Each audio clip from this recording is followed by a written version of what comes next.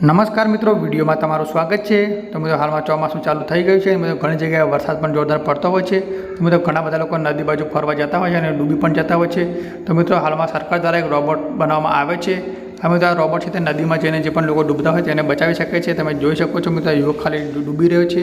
તો મિત્રો ખાલી ટેસ્ટિંગ કરવા માટે આવી રહી છે। તમે જોઈ શકો છો કે ટેસ્ટિંગ માટે યુવક જે છે ડૂબી રહ્યો હતો અને આ રોબોટ તેની પાસે જઈને આ યુવક રોબોટને પકડી અને બહાર પણ આવી શકે છે।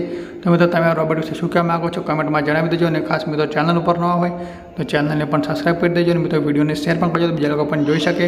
તો મિત્રો હાલમાં રોબોટનું ટેસ્ટિંગ ચાલુ થઈ ગયું છે, તમે જોઈ શકો છો।